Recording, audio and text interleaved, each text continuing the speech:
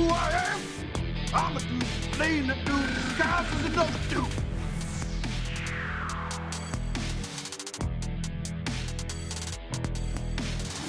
Strengthen on us, strengthen on us, strengthen on us. Still call this Hello.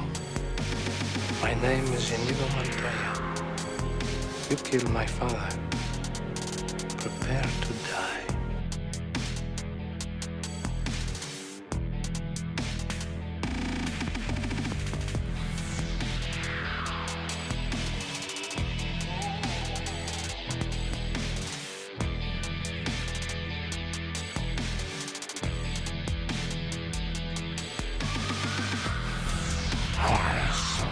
Serious. Let it crush you. Let go what him. At my signal. Unleash hell.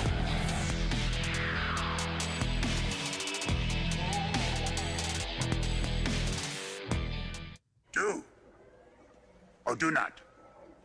There is no try.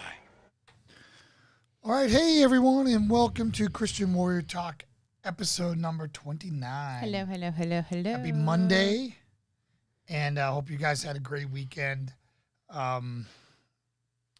We had, we actually had a decent weekend after our We are still married. yes, we're still If married. that's what everyone's wondering after Friday night's episode. And we're still happily married, at least on my side.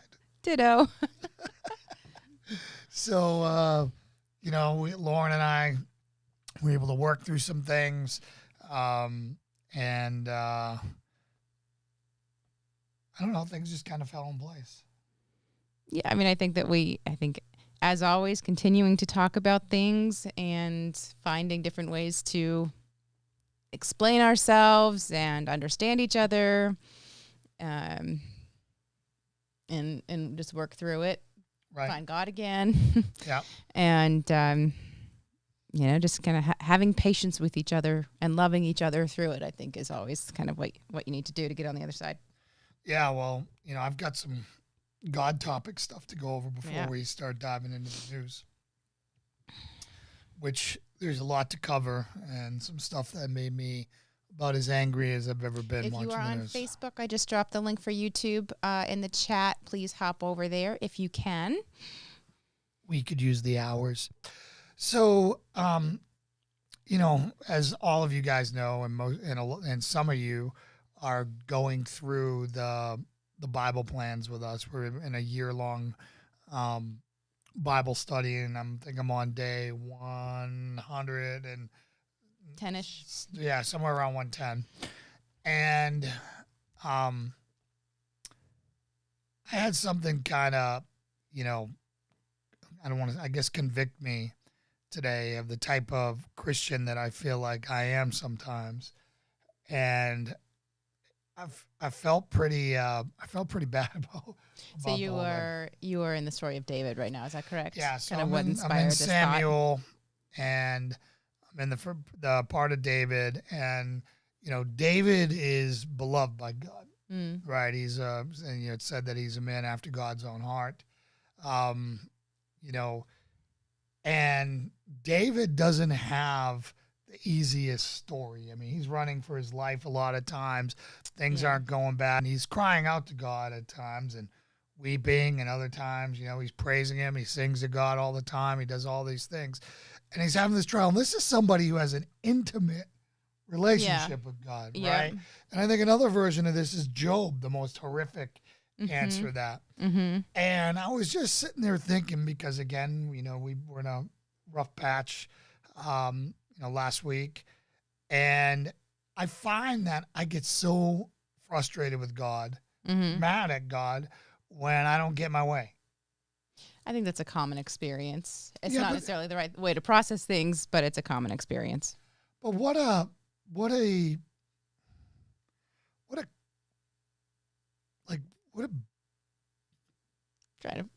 trying to find a word here. without cussing. Anyways, what immature way of handling it. crybaby, disrespectful. Like, that's like me complaining about the smallest things when I have this world to live in. Mm-hmm. I'm here. I have you. I have baby B. I have a life. I have an amazing life. And yeah, not every day is sunshine and rainbows. And when I suffer a setback, instead of looking at it as God testing me or challenging me to get stronger, I look at it as, well, I'm supposed to be a Christian now, and good things are supposed to happen to me. Mm-hmm. And I don't know where I've seen that in the Bible, but, I see people getting lit on fire. I see people being, crucified upside down. I see people, getting decapitated. I see a lot of persecution. Yeah, I think if anything, of becoming a Christian. Christian, becoming a better Christian, essentially, a lot of times the experience is that you world turns on experience you. more Yeah. trials because Satan's pissed. Well, yeah, exactly. And so, anyways, a lot of people skip through the Old Testament, right? Mhm. Everybody wants to just go to, to Jesus. And I find going through the Old Testament so valuable. And this is just another case in point where I'm going through another story of David, and it just hit me, Yeah. and it's like nothing, God doesn't owe me a thing. No. He doesn't owe any of us a thing. We owe everything to God. Mm-hmm. And the fact that, I get upset or I get frustrated because things aren't going to plan, or I feel like I'm entitled because I work hard, things are supposed to work out for me. Mm-hmm. And maybe they will. I mean, historically, if you look at my life from, previous days to now, if everything worked out, I wouldn't be here. No one would ever have the story they've had, and I think ultimately most people are grateful that they Yeah. are where they are. And I think you just have to remember it's so hard when you are in it to have perspective, but you have to remember that the trials are what strengthen your relationship with God. The trials are what bring the blessings on the other side and make you appreciate them more. But when you're in your own trial, it seems like the biggest hill to climb, and the biggest injustice that you are having to go through that. I think it shows hard. a lack of trust of God too. I think that it shows, I know better than him, Mm-hmm. and that's obviously not the case. There's very few things I know better than anyone, never mind God himself. Well, I don't think all trials are caused by God either. I mean, we get ourselves into a jam most of the time, and he's going to kind of take what we give him and work it for the best, and try to Right. make us learn something from the trial or grow from the trial or whatnot. But I think we often blame God for our struggles and on where we are in life when we're at the bottom. But I don't think that he put us there necessarily. A lot of times we got there on our own, and he's going to help us out if we let him. And I think this comes to that whole, biblical verse that Jesus talks about, don't worry about tomorrow. There's enough worries today. I need to work on that one. Yeah, we all need to work on that one. But, Yeah. it's just like this whole, our whole debate, our whole struggle that we had last week, I think really highlighted that stress is destructful. It doesn't serve any purpose. Mm-hmm. And you're really worrying about things that most likely will never come to pass. Yes. Yep. And is I it agree with worth that. blowing up your day, Yeah. your life now for something that most likely is never I going think to of happen? how much time I waste stressing, anxiety, all of that, how much time we waste going in circles in conversations, kind of in disagreement on what the next is going to be. And as you said, a lot of times none of the things that we're talking about ever kind of come to fruition. Yeah. And then by wasting that time and not focusing on kind of what's at hand, we make our stress worse by having that stack up. Yeah. I would like to also say that, I find my relationship with God strengthening because I've cut out all the other noise. Mm-hmm. Like, I don't watch news anymore. I mean, I read the headlines and I will read the news, but I'm not watching talk radio or any of that stuff. Yeah, I mean, we used to have it on all was on day 24/7 in the background, and then we would sit and watch, a few shows specifically. But yeah, I mean, it's a radical shift for us. And I mean, I'm still staying up to snuff, I believe. Mm-hmm. Like I'm watching Tucker Carlson highlights and going back, and I use the Epic Times. I do check out Fox News. Mm-hmm. I still am supporting them in certain ways, just not all of them. A vast majority of them I don't. But, as well as looking at some things on, Newsmax with Carl Higbie, looking at, OAN. But the main thing is I've cut out most things. So now when I have time, I find that I'm desiring to be in the Word more. Yeah. Yeah. And I find that relationship with God is strengthening the more that I'm in it. Mm-hmm. It's kind of supernatural that the more time you spend in that book and reading it, the deeper your relationship and the more internal reflection that you have. Like, again, the one that I would think that had a profound effect on me that maybe it was obvious to everyone was again, I love animals. So the amount of animal sacrifice and the cost of sin. Yeah. Where, compared to now where people sin like it's nothing. Yes. Yeah. I wouldn't have got that if I didn't read about thousands upon thousands upon thousands or millions, whatever, animals that were sacrificed to even just make it through a year. Well, and I've read that before, and before I just didn't sit well because, like you, I'm an animal person, and so it's just I am ashamed to say that my initial reaction when I first was reading that was, what a waste, and then it's like, but that's for God. So of course you can't look at it as a waste, but it's still hard to wrap your mind around the scale of that when you read of kind of everything that they have to do for every sin and all that. So kind of through conversation with you, kind of putting that together of, that is the cost of sin. And then pulling that forward to our modern day approach. Helps me understand. I still don't like it, but helps me understand it. Yeah. And then also, we've also talked about this at length in our house, that how and when did it shift from Old Testament to New Testament? Who has to follow the Old Testament rules? Who has to follow the New Testament rules? And all that. And I found, if you haven't seen that part or that episode, I'll put it in the tag up here on the replay. But it was Wednesdays with Ken, not BYOB, but Biblical Life Support that we did on Wednesday. It was really good.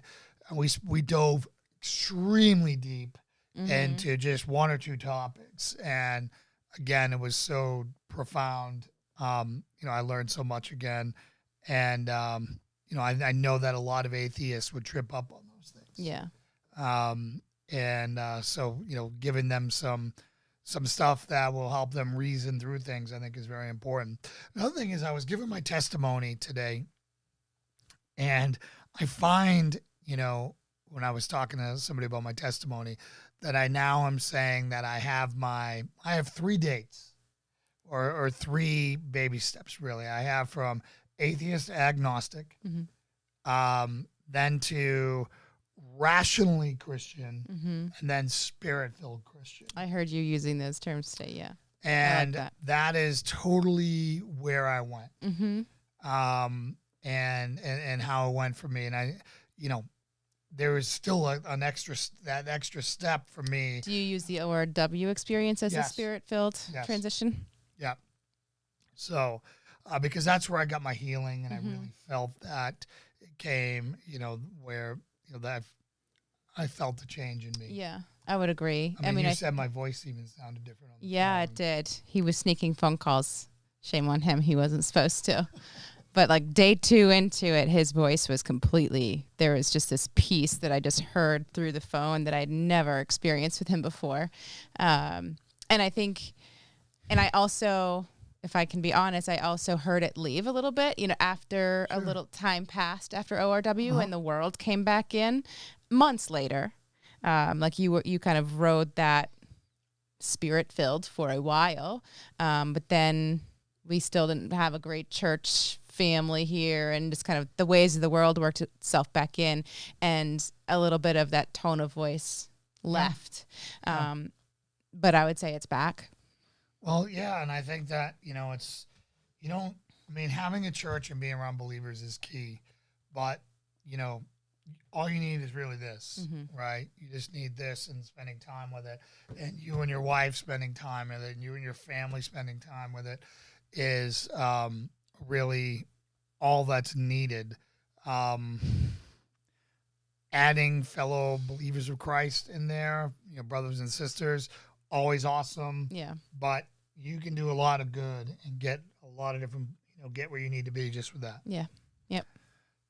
So, I don't know if there's anything on the faith side that you want to talk about. I know that you've been struggling to get in the Word, and how is that affecting you? So here I am leaning into it. Yeah, I mean, when we started the kind of the 90-day crucible, I had gotten into a solid routine, I felt, and I was really loving my mornings. That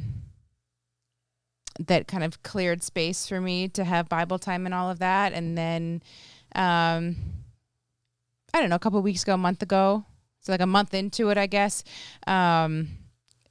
B started having some rough nights, and so then I didn't have the energy to wake up on the same schedule. So I kind of missed my God time in the mornings, and I got knocked out of my routine, and I haven't gotten that back, which I need to. I need to find, even if B screws up my mornings, I need to find a different time for it, because it doesn't take much to knock you off of that routine. No. When you are in, especially kind of the more baby stage, like I am, on kind of being dedicated to putting time aside for the Word. I still say prayers kind of throughout the day, and I try to talk to God throughout the day. But as far as leaning into the Word, I've fallen behind on my reading plan, and I don't like how that feels.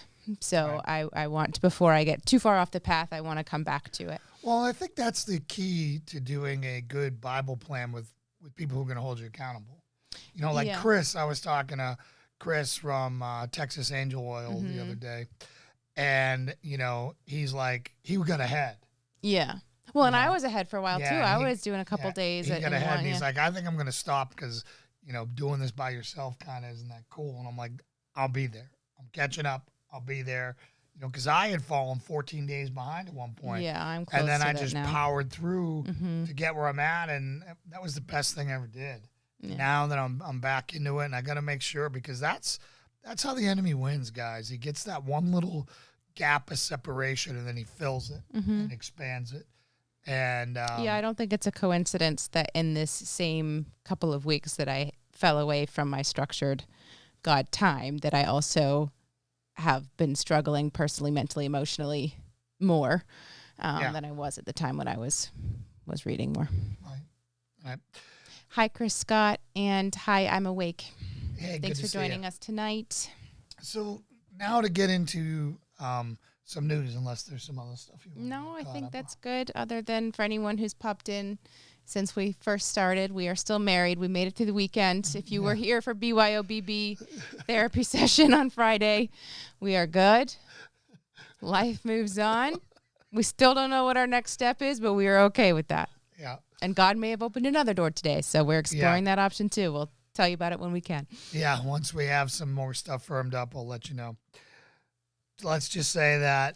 Yeah, and we missed retitling the episode. Psych on that one, but you're welcome to drink if you want to. I thought I fixed it. It didn't update on it didn't update on that? Yeah. Okay. Yeah, that's me on there. Is it Friday already? It's time to be over. Did I miss something? No, I got no B for this. No, it's all good. It's all good. It's all good. So now I want to get into something that really made me angry, sad, frustrated, the whole spectrum of negative feelings and emotions. I don't know, I think 4 days ago, Tucker Carlson covered what we knew about the Capitol riot and, what caused it, how little we actually know what happened. So this would have been more kind of in the middle of the Senate doing their whole impeachment nonsense. They're doing their whole impeachment process. And Revolver broke a story that is the most scathing indictment of the media and politicians that you could ever imagine. So one, I'm going to put out some facts right now. All 5 people who died at the Trump rally, right, were Trump supporters. Mm-hmm. All 5. So 4 of which were attendees of the riot, and Thanks, one Monica. of which was Appreciate the that. Capitol Police officer who is known to be a Trump supporter, but he was there on duty. Okay. 2 of the 5 died of 100% natural causes, meaning one had, you had 1 million people there. One died of like a heart attack away from all the drama. And then another died of a heart attack, stroke or whatever, being excited or whatever there or whatever. Right. Then you had the Ashley Babbitt, who was killed by that cop, and we know absolutely nothing about that. It's a disgrace that they're covering that up. We don't know who the officer is, and I only know that he's a black lieutenant from what I saw. I heard Tucker called him a lieutenant. Yes. So, yeah. But yeah, they have not even released his name. They haven't released his identity. No investigative facts. There needs to be 1,000% transparency on that. I mean, comparing that to your typical cop shooting, where they release the officer's name immediately. Yeah, officer's name despite immediately. the whatever the situation was. was Going on, and now we're going to cover this one up. Mm-hmm. Why?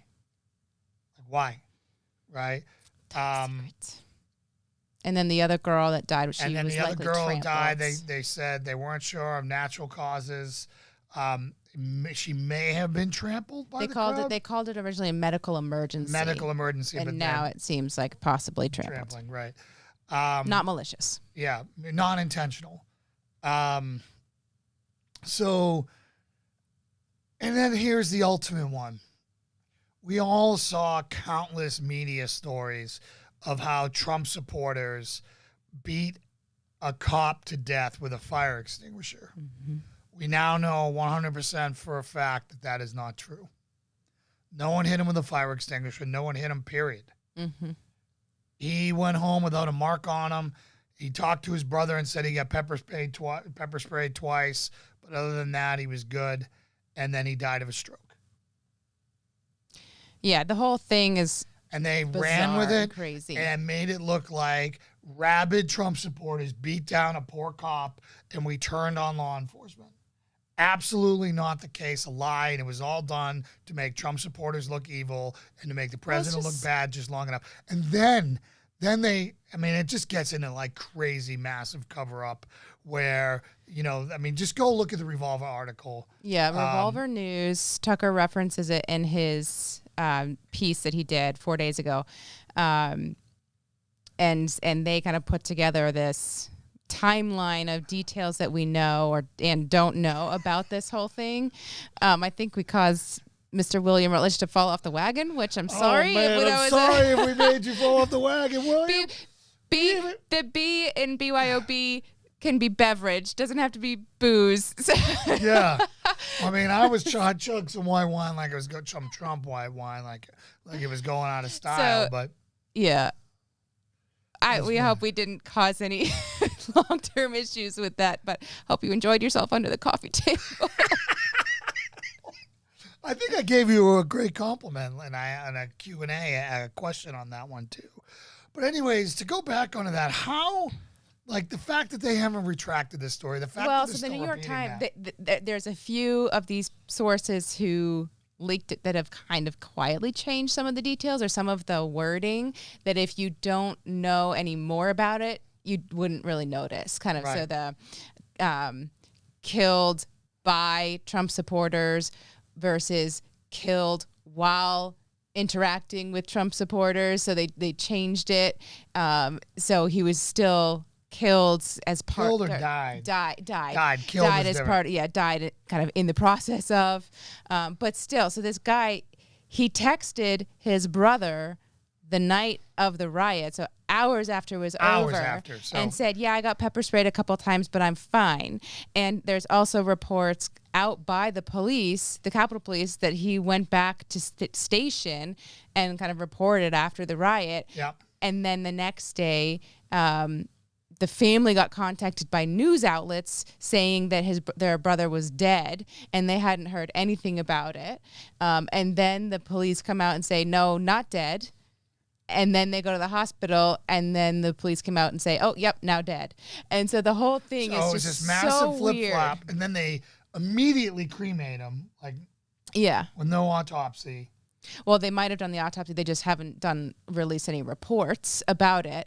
But So hurry up and cremate him. And who would authorize that when you want to know how your yeah, so it your certainly family seems like member the died? I family never is would, being right? Like it's utterly all confused. again. What this means is I don't trust my government one bit anymore. I don't trust No. any agency It's just anywhere. sick It's how just they're twisting the details of his death and then using it and, parading it out for all Yes, of they are. these It's all the photo ops and everything, and the whole lying in state and the Capitol. And I mean, just his death now kind of represents the whole anti-Trump movement, everything that went wrong with Democrats the were insurrection. pro-cop for a day. Because it detracts, or, From Trump. well, the whole Trump supporter being shot Yeah. thing, that was the leading story up until then. And so then it switched to, but a cop was killed by Trump supporters. So Yeah. And,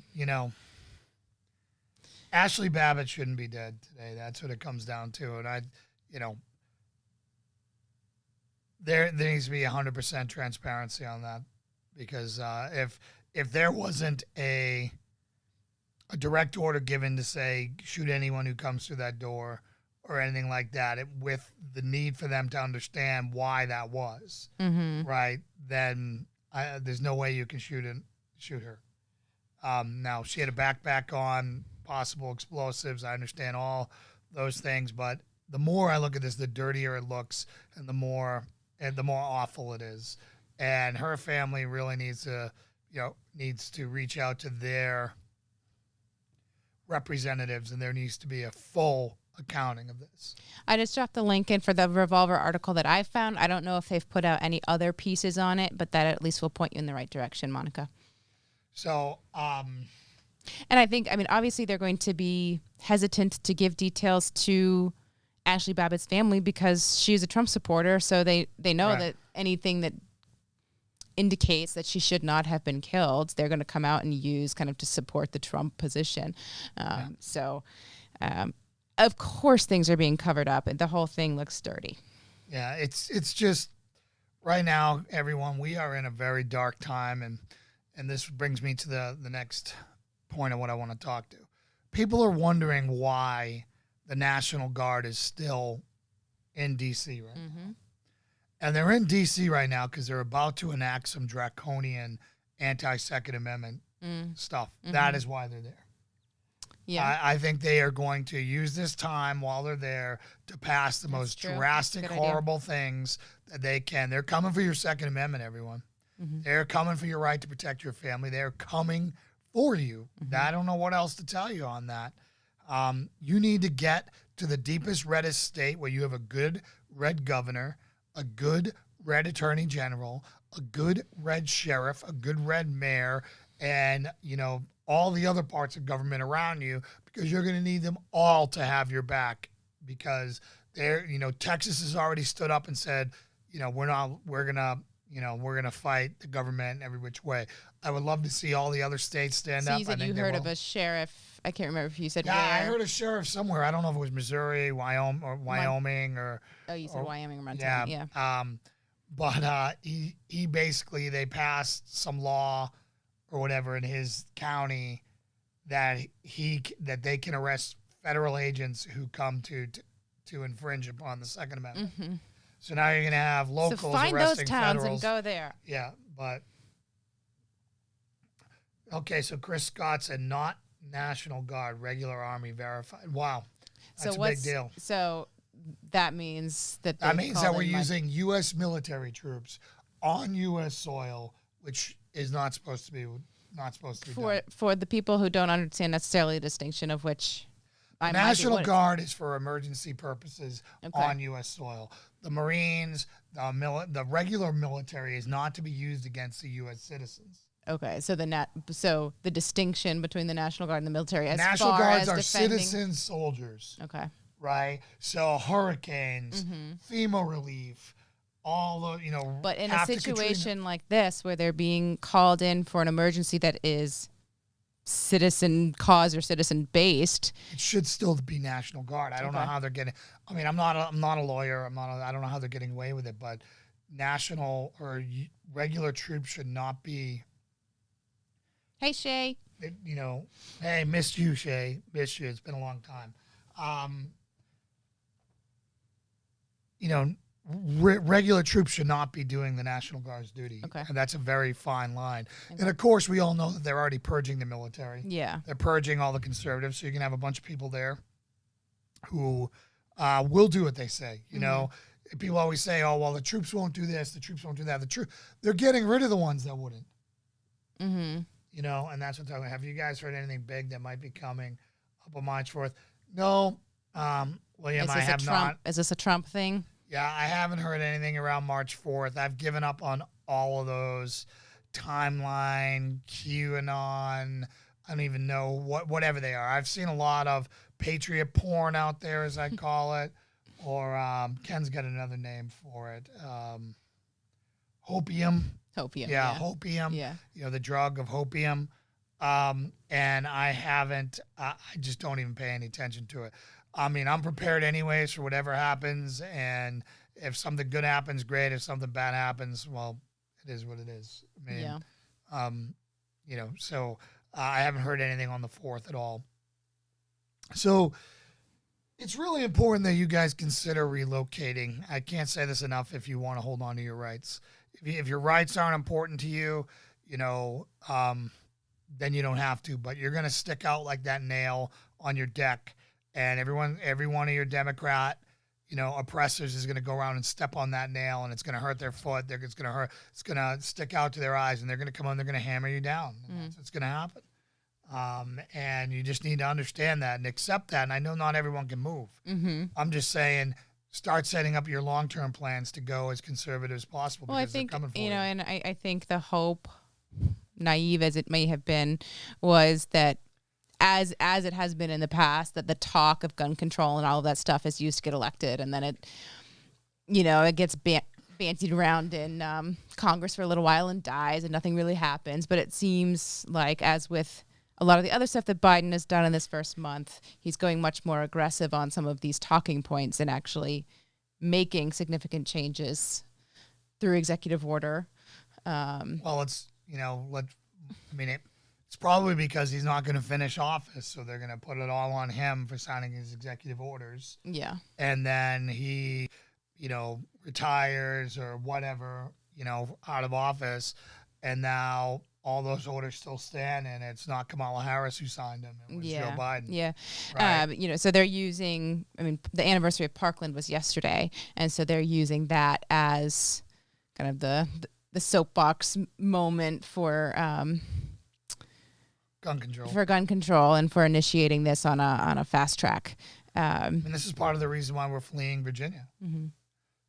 Is that the gun laws here are not going to stay this, and I do not have, we don't have a Republican administration over us to have our back. Yeah. So we're going someplace that does. Yeah. And I've asked him before, because a lot of the counties surrounding us, when the bill in Virginia was potentially going to be voted on last year, and all of our counties, they took the whole sanctuary city idea and put it into use for the gun control measures, and said we are a 2A sanctuary county or town. But your point and thought is that all well and good to have your sheriff or your local law enforcement saying we won't do it, but if your governor's going to use the state government won't support that, then that's not enough backing it up. That's exactly what will happen. They'll have a gun. They'll have a state police task force that has jurisdiction through the entire state, and they won't care. Mm-hmm. And so, again, well, that I know, Monica. There's no ammo right now. That's why I don't shoot any. I got all mine stored up. But yeah, ammo, and they're trying to make gun sellers or gun manufacturers liable for the crimes that people commit with them. So again, it's a very dark day, and thank all your Democrat friends and all your family members for putting us in this situation. I was reading, I went trying to kind of see what he said about this and what might be coming down the pipe soon. And on their website, he kind of listed out all of the actions that they will take. And this first one, ban the manufacture and sale of assault weapons and high-capacity magazines. And then this part is, the logic just blows your mind. Federal law prevents hunters from hunting migratory game birds with more than 3 shells in their shotgun. That means our federal law does more to protect ducks than children. It's wrong. Last I checked, homicide was illegal. Yeah. It's not. I didn't think that we were allowed to go hunting children in schools. Yeah, it's absolutely ridiculous. It's just the fact that they put that together is just shows you how stupid people are to be like, oh, what a good point. I've seen that go around as a meme, like a thing, like Democrats sharing. I haven't. Like, that shows you that I purged my friends list appropriately. And people sharing it with like a straight face. It's like, that we are allowed to hunt our children. So William said, Jason, I wish you would wear your trident on your shirt, or is it not allowed? I try not to pimp the trident. I would rather rep Jesus, which is a cross, or the Patriot Crusader Mission stuff, or the Trident Shield stuff, just because there's a lot of people out there who ride the trident into the ground and make it a way to make money, and I'm trying not to do that. Yes, I'm a SEAL, but I'm a Christian warrior first, and again, there's no shortage of team guys out there making money off the trident, and good on them for doing it. I am trying to do something slightly different. So I'm not against wearing a trident. I sometimes will have one up on the wall. I have one on the wall, a big golden one that we actually got married under. It just got damaged in the move and needs to be repaired. And we don't have a lot of space behind us, as you can see. Maybe the new set, there'll be a big trident there, but I am always honored to be a part of my of the SEAL Brotherhood. Long live the Brotherhood, as we say. And, every other SEAL is way better than I am. They're all heroes, and I'm just an average dude. So, anyways. So, but thanks for asking on that. It is allowed. Guys wear them all the time. They pimp the trident everywhere. I just am trying to not do so. I'd rather pimp my brand, which is why I am glad there's actually a good transition here. So we have our own clothing line, which, you guys may or may not have seen. Lauren's going to drop the link in there right now. And it's all print on demand stuff. So we don't have a big box of it sitting here. You place the order, you pick the color shirt you want, the size of shirt you want, and they print it right there, which is why there's so much variety of that out there. Cause I don't have, the money to maintain inventory on 42 different colors. And that means you get more say in what size and color you want. Exactly. Well, Freddy the Frog in the backdrop is great. Again, I'm not against it being here in the backdrop. I am just not one of those guys who, I'll put it in my title. I earn my title, but I just try not to pimp the trident when I can. I'm not going to hide what I did. I'm going to talk about it. I'm proud of it. It helped bring me to where I'm at. But that's where, anyways, I don't want to beat a dead horse on that. Remember, it's not everything that you are. So I think that a lot of military people get stuck, and that is the only thing that kind of makes up who they are and that they stand on. But that is one piece of what's shaped you, and you have so many other components that you carry through. I think, guys are a little bit more reliant on it when they first get out of the teams, because that was their closest identity. And so again, while they're making a name in their industry, I think that happens. And then as you build a name, you're the guy, like the Trident Shield guy or whatever, who happens to be a Navy SEAL or a former Navy SEAL, and all that stuff. Well, it's certainly something to be proud of. Yeah. I mean, again, I don't hide it. I just try not to. Wear it on my forehead. Mm-hmm. You know.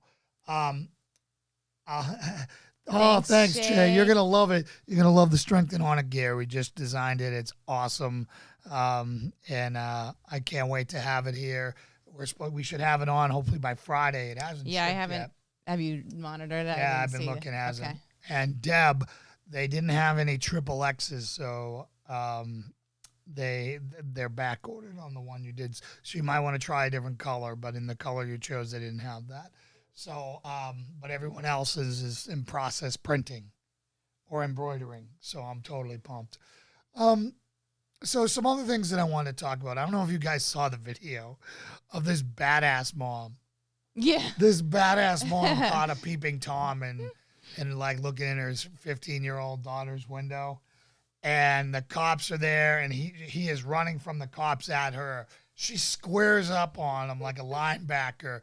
He tries to like pass her, and she just tackles him right there. I mean, it is such a awesome tackle, and then the cops catch up and take her. So yeah, it was awesome. Yeah, we do have good kids gear too. We do. So that I thought was some good news. The good guy winning for once. Yeah. Some other good news is Gavin Newsom's recall effort is really continuing to ramp up. There's a solid chance. Even California's fighting back. Even California businesses are pissed off that they can't open, and now they're letting the Supreme Court, awarded the California churches, a stay on that and said they can have services. Yeah. So, hopefully all those fines that, Rob McCoy and Godspeak Church and all those guys out there in Thousand Oaks can now be waived or thrown away. So all that stuff. So, some really good victories out there. Parler is officially back. I've yet to re-download it on my phone. But Parler's back. Governor Cuomo of New York City is finally coming under scrutiny for covering up and hiding all the deaths that happened in the courthouse while Trump was in power because he didn't want to be investigated for it. Yeah. So they buried the story, and anybody who supports CNN and the other Cuomo guy who basically they were on TV coking and joking, having a great time, doing whatever while, people's parents and grandparents are dying in there alone. Yeah, I know. And Janice Dean, the Fox weather lady, she's like made it her personal mission to go after him because she lost. I just remember her being silly to the extreme, and ever since that happened, she's been a totally different person. She lost her in-laws. Both of her husband's parents died, and she goes after him hard, and rightly so. So some other good news.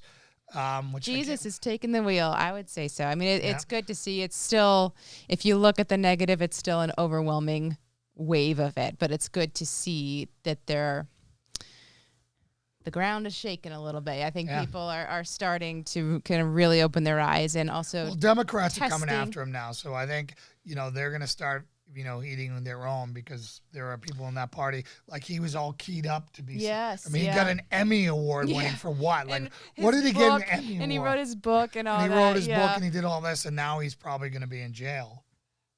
We can only hope. He's a Democrat, so he won't go to jail. But he'll just bow out. Yeah. And be forgotten. Some other justice in Minnesota, where that city council. Defunded the police. Well, imagine this, guys. You're going to be totally surprised about this. I know it's going to be total news to you, and you could never imagine this happening. Crime went crazy when they defunded the police. No. They lost over 200 officers. They're 200 officers short. The citizens are terrified for their life, and they're screaming for more people. So they just had to do an emergency budget emergency funding budget meeting to fund police to hire more police. To fund the defunded police. Who is going to go work for those losers? Who is going to go work for that place where they are totally, undermined and whatever? And you'd have to be totally desperate. No, it's reap what you sow, but unfortunately, it's the citizens who are paying for it. It is, but it is. I mean, at some point, they need to purge. They need to purge all of them. Yeah. And if they don't, then they deserve what they get. Yeah. which is my whole opinion. We live in America. You can leave. You may not leave with your shirt on your back. You may lose everything, but you can leave and you can go and start somewhere else. Mm-hmm. There's no excuse. None. You can leave. It's just priorities. Yep. So don't complain. Don't moan. Don't do all this because you don't have to stay there. You can go. You can go to Texas. You can go to North Carolina. What? You don't have to stay there. Yeah, I went all Boston there. Okay. Best cover by politician. Yeah, it goes to it. Yeah, Emmy. I think one of the sad parts, in looking at the gun control stuff, they're using the increased violence and deaths that happened last year as part of the justification for more of the gun control. Of course. Because especially the marked increase in the black and brown communities. Right. So let's do the gun control that those people are going to ignore. Yeah, exactly. It's so ridiculous, man. Like their logic, like the things that come out of their mouth. It's just like, can you even hear yourself? No, they can't. How can anyone pull a lever for something that defies logic as much as Democrats do? I mean, it's frightening. Well, it's the curse of madness, right? It's the curse. It's the biblical curse. As you said about, I think what we were talking about, the Planned Parenthood stuff is what you said. Someone that we are associated with somewhat. You said that's probably one of the most broken people I know. Yeah. And I think that's the way that we as Christians need to try to remember this, is that they are broken. Yeah. And what can we do to help with that and love them through it? Well, I mean, you can love them through it, but at the same time, you cannot. You have to challenge. Sure, of course. The lies, and you have to push the truth. Love does not need to be permissive. Right. I mean, too often, particularly in these last two generations here now, or, this whole, coddling love, the enabling love, instead of, the accountability love. Mm-hmm. We need a hell of a lot more accountability love. Mm-hmm. That is God's love. Mm-hmm. Right. And, the like Ken says, this is the instruction manual for life. Yeah. Right? Yep. And you should be doing what's in here. If it doesn't exist in there, it doesn't. If it's not in there, it doesn't exist. And yes, it still applies. It still to modern applies. day. He's like, the term boyfriend doesn't exist. Yeah. It's not in the book. There is no term for boyfriend. There is married and unmarried, and you're either married or you're not single. married. There is no in between. I do wonder, I mean, that's a whole tangent of a conversation, but like, how do you get from the point of, hi, nice to meet you, you're a boy, I'm a girl, to married? Like, what is the in between? There's courting, and then it's not the sex boyfriends. thing. It's the sex thing. So it's just, I know that he says you do not have marital rights, okay. marital privileges or rights. So you can say boyfriend, but it's just that a lot of us infer now that boyfriend, girlfriend comes with the same sexual privileges. Yeah. Okay. Or living with, or any of those. Or just whatever. I mean, with Tinder. Hey, how you doing? But that's not even boyfriend. I'm just saying, like, the relationship of we are exclusive, but... Yeah, Jason, no, you don't say to fund the police credit. Oh, man. Seriously? Exactly. That about sums it up. That is about right. So there is some, poetic, like, there's also some good news with, you guys saw that the Mandalorian co-star, the jacked girl, I don't know her name. Gina, whatever, yeah. Got fired, or there's some question about wasn't brought back or whatever because she said some very mild conservative viewpoints on Instagram, and so Disney fired her. Well, there's a massive what is that called? Signatures? Petition that they're going there, and they're really pushing back on Disney.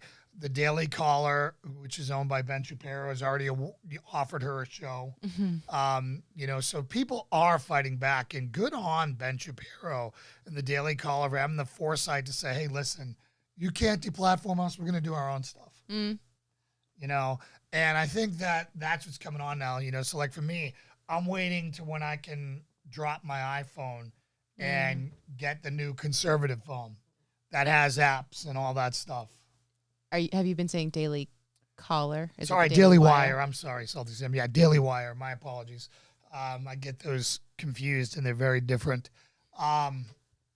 So anyways, Ben Shapiro's company has started. They have an active shooter movie out. I still have not seen yet. I got to see that since that's kind of our industry. But I heard it. I heard it was good.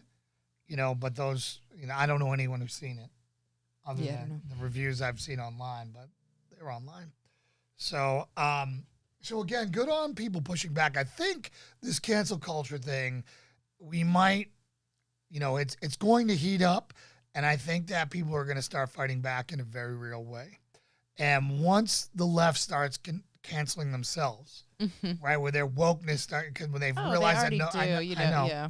But as they continue to escalate this to the point where nobody's pure enough, I think that hopefully will come to an end in this dark period in our time. It's always so satisfying to see the people who've been throwing all of this stuff at the right then be baffled when something kind of touches their world, kind of from, they experience consequences of their actions. Oh my God, you had blackface too. And then it's like, the sweet irony.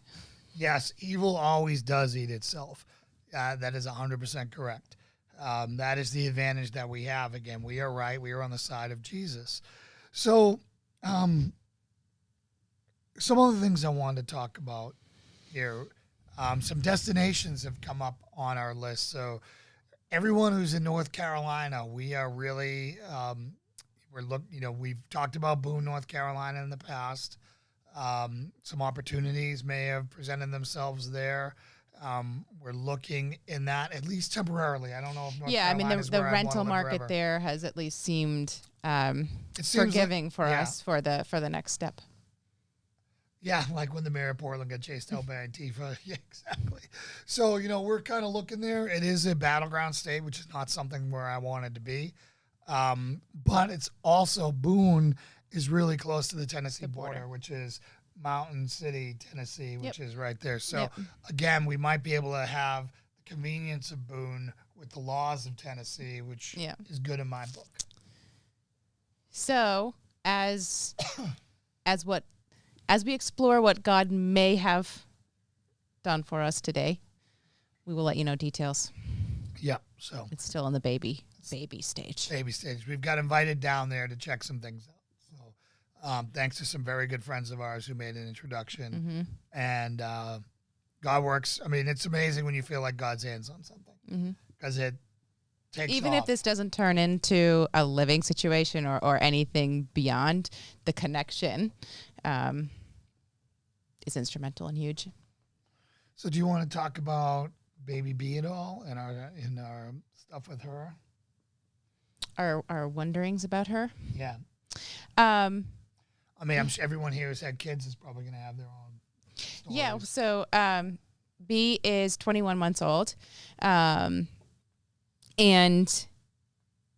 developing typically kind of in every way other than she is what on paper we're kind of believing is a late talker. And anecdotally, you always hear people being like, my kid didn't talk until 2.5, or I didn't talk until 3, no big deal, whatever.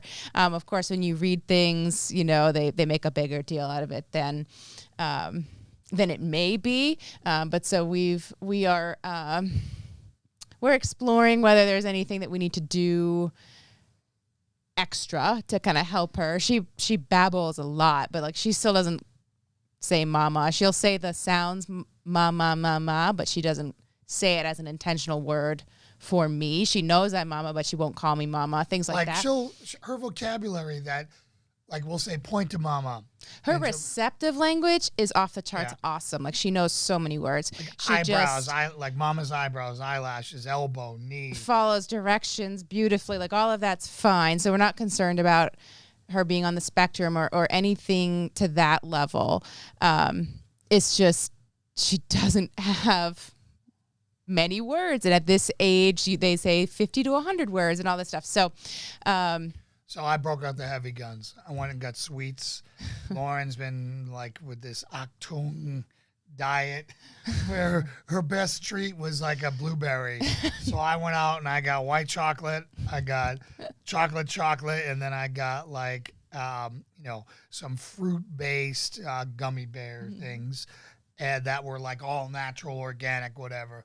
And that girl's language is starting to truck along like crazy. So today we got done and hi done at will, no problem. Yeah, it's like she's been saying those. It's just when you say hi or say whatever, she doesn't like mimicking you.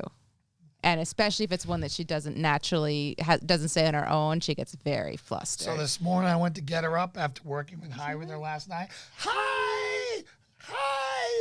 Yeah. So I think she's going to be okay. We're just trying to explore whether she needs like a little jump start of like a speech therapy consult or anything there. I've jumped into the pool, peeps, and we got this. There's nothing that a little white chocolate, and gummy bears can't fix. And whipped cream. We got whipped cream too. Yeah. But as we know that some people watching can relate, when you start to pick up on things that are not going typically, with your kid, especially there's babies that were born around the same age as her that I know, they're already saying all these words and my sister's baby who's 9 months younger is already saying a few things. And it's like, then you get way up in your head on, is something wrong? And then you work up to it's bigger than it is or all of the things that it could be, and then it's overwhelming on kind of this extra work that you now have to do and all of this stuff to you, just the love that you have for your child and not wanting anything to be wrong. It's easy to get overwhelmed in that when you start to think that there's something off. And I've been down this road before with my son Connor, who's so I saw his face when he a couple nights ago kind of triggered this, do we need to get this looked at, was you seemed kind of really caught up in reflecting on Connor's diagnosis and looking at her about her lack of language or lack of speech, I should say. Yeah, and again, Lauren and I, we have a current debate on this where, like today, like I really went after her with more. I wanted her to say more. Mm-hmm. And all she would do was sign it. Mm-hmm. She signed it 6,000 times, and I'm trying to get her to say more. And she's giving me what she knows to be the word, and I just consider sign language to be really destructive and a barrier to kids when they can use that instead of their speech. They're going to, kids, animals, people always take the path of least resistance, in my opinion. So, and again, I could be wrong on this. I'm not like saying this with any scientific data other than I know people take the thing of path of least resistance. They're going to take what's easier. If in order to get to you, unless they're trying to work out and they have another motivation, they're going to take the flat, easy route rather than climbing up on the hills, right? So, when I sat there and she's doing whatever, the more she's doing this and saying more, and I'm like, no, I want you to do this, and it just kind of broke down, and I'm like, man, this is exactly what I'm talking about. And again, Lauren's got a lot of experience in training with dogs, and with the service dogs, and it's all repetition and, building upon successes and all that stuff. And I understand that. I just find that she's always de facto going back to her crutch. Yeah. And my thought, is that when she's been able to hit the next developmental step, she's so thrilled about it and she wants to do it. So the fact that she hasn't computed brain to out the mouth, kind of the way to sound more or mama in an intentional way, just means that she hasn't put it together here yet, versus that she has that ability and she's still choosing to do this. So she'll get it. And so, right now the sign language that she learned a lot younger has helped her communicate and minimized her frustrations. Yeah, but the great thing is that she's like so excited to learn, and like, she I've never seen a kid read as many books as she does. Yeah. She sits there and babbles to herself for her favorite is she sits in her bin of books with a book. It's like her happy place. And just flips through there and just making all these different sounds. So I think she's really connecting that. But again, that was just when you take what we had last week and then you add added that stress onto it, it was just, it was even one of those things where it was just another thing coming down the pipe. And Yeah. again, I'm glad we really took that hard break moment to, realign ourselves with God and pull ourselves out of that tailspin. Mm-hmm. I was spinning. Yep. Well, we both were. But again, what a great recovery, is what I would say. I'd say that, the lightness I feel now, and, I've been able to dump all that stress. I know I get rid of stuff quicker than you. It comes on quicker with me, and then it goes. Yeah. That's a guy thing. Yeah. Us girls, we carry that with us for months. Emotion, we don't let that go. So, but yeah, that's pretty much all we got, I think. Yeah, I think you want to wrap so. up? No, I think that hits most of the news stories that we want to talk about. Ken should be here Wednesday. I have not confirmed him, but as I will assume, yes, he usually is. So hopefully he'll be here on Wednesday. Remember, guys, if you want to support the show, the best thing you can do is like, share, subscribe. Go to our Patreon page, become a Patreon member. Go buy some swag and just tell people about it. So remember, we'll see you on Wednesday at 11 with Pastor Ken Graves, and then again, BYOBB, bring your own beverage and buddy. William. Beverage, William. Beverage. Jay said if only it was that simple. Guys, have it easier. Making friends, getting over stuff. We choose to make it easier. Yeah. You guys choose to make it harder. BBC. You want to talk about what that is, Lauren? That's not a Christian saying. So do you want to say bleeping be crazy? Which is with a B, be crazy. Yeah, which is with a B be crazy. Oh, man. I own it. So Salty Sam said, it sounds like she's getting the language down, just not the speech part as fast as others. The next 6 months, she'll probably jump up. That's what I expect. I think it's just going to click one day and she'll come out, with the kind of right up to where she should be. It's just whether we need to have someone nudge her in that direction or not. Otherwise, we hear all of the stories like you guys are saying, kind of my niece didn't talk until she was 2. And then you say, and then they start talking and they never shut up. Yeah. Well, and that's she's probably going to be her. like that because she babbles constantly. So, Che said, my niece didn't talk until she was like 2, current IQ like 136, serious once again. BBC. That's what I think she's talking about. Serious once again, BBC. Truth. All right, guys. So we will see you then. Thank you so much. I'm going to pray us out now. Dear Heavenly Father, Lord, we come to you now. We are so thankful for this time of fellowship that we have together. Lord, we are appreciative of each and every one person who watches this live with us and checks in later, Lord. I ask that you go to our audience and you protect them, Lord. That you wrap your arms around them and comfort them and guide them to where you want them to be in you, Lord. And I pray all these things in Jesus' name. Amen. Amen. All right. See y'all Friday. Adios.